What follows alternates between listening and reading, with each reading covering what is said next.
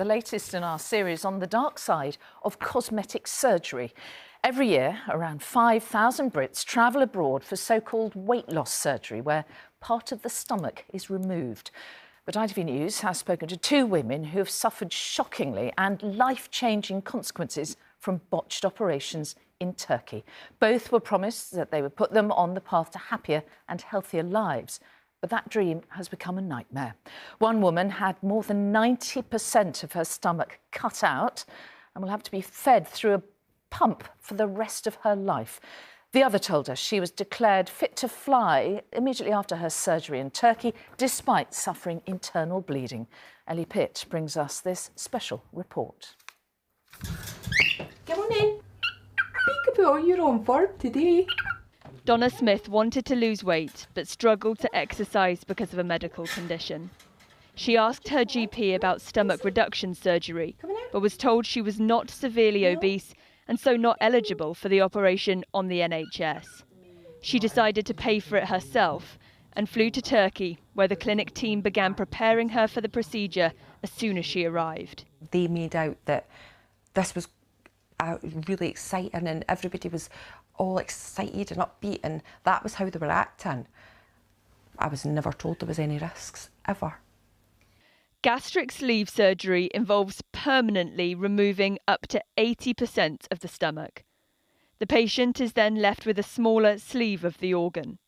It means they can't eat as much in one go, so lose weight. Even when successful, side effects from this major operation can include not being able to eat certain foods and drinks again, needing to take vitamins or supplements for life, dumping syndrome, where food moves through the stomach too quickly, and excess skin from sudden weight loss. It started up here, and it started off just that sort of middle bit here, and then this began to appear. In the days after her surgery, Donna's stomach began to swell and bruising appeared. The Turkish medical staff told her she was bleeding internally and she had 3 blood transfusions. But she was still given a fit-to-fly certificate and allowed to leave hospital. They don't care about how you get home. The minute you leave that hospital, that's it, you're on your own. And that's very scary. I never realised how serious it was because I think I didn't allow my brain to go there. I just had to keep focusing on recovery, get better, get home, and then you'll be safe. Worried about what health teams at home in Edinburgh might say, Donna didn't ask for medical advice when she got back. Instead, she spent 6 months in agony, but healing slowly. What other ways has it changed your life, do you think, long term? Long term, it's definitely affected my health. I ended up in the hospital in February with a suspected stroke.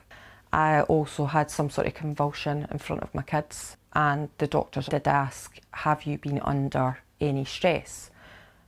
And I said, well, yes, from the surgery that I had in Turkey. Consultant surgeon Professor John Barry has seen an increase in patients who've had gastric sleeve surgery abroad that's gone wrong. What would you say to potential weight loss surgery patients who see the gastric sleeve as a quick fix? It's not a quick fix. They must understand this is irreversible surgery. This is lifelong surgery. This isn't cancer surgery that they have to have. These patients need to realise that they have to change things and they have to change the way that they eat. And if they're not getting that support, particularly post-operatively, they ain't going to do as well. So this is what I have on a daily basis. Louise can only be fed through a pump directly into her digestive system now, after a Turkish surgeon removed more than 90% of her stomach. How long does it take to do a feed through your pump? So with the actual feed, that's on for 8 hours overnight. 10, 11, 12, either painkillers or nutrient supplements that you have to take every single day. Yep. She's been told she may never eat properly again and will be on medication for life. I don't want a cake, I don't want biscuits, I don't want a big meal. I want to be able to swallow a bottle of water and not vomit. Louise was on an NHS waiting list for gastric sleeve surgery, but the national lockdown 4 years ago meant it got cancelled. So she went to Turkey instead, where the surgeon also damaged her esophagus and sewed her up incorrectly. Do you feel violated? Yeah. I think violated, butchered, embarrassed, all of it. I went there and I did that thinking it was the best thing for my health and for me, and I was healthier before I got it done. Louise and Donna chose gastric sleeve surgery hoping a healthier path would now be in front of them. But the operation changed their lives in ways they never asked for. Well, Ellie, it's another shocking story, really upsetting, isn't it? Particularly for those poor women and their families. Unlike the other operations you've looked at, this one is actually available on the NHS, isn't it? It is, Mary, but you have to pass psychological assessments, be a certain weight and prove that you tried to lose weight naturally in order to be eligible for it on the NHS. And those who are often find that they then have to sit on waiting lists for the operation for years. So they think, well, I'll pay privately, I'll go to Turkey. And some tell me they think that that's relieving pressure on the NHS because they're taking themselves off that waiting list. And that's right. If it goes well, which in many cases, of course, it does, there are very good surgeons in Turkey, they've achieved that. But in the cases where it goes wrong, like we've seen in Louise's, they're then coming back to the UK and needing that treatment on the NHS anyway. So the objective is kind of defeated there. The main difference between the two operations, abroad, you're often paying just for that, the surgery itself, whereas on the NHS, you get what's called the wraparound care, so mental health and diet support. And the surgeon I've spoken to say that is essential.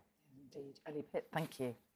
And if you have been affected by any of the issues raised in this story and you'd like to share your story, you can email us at investigations@itv.com.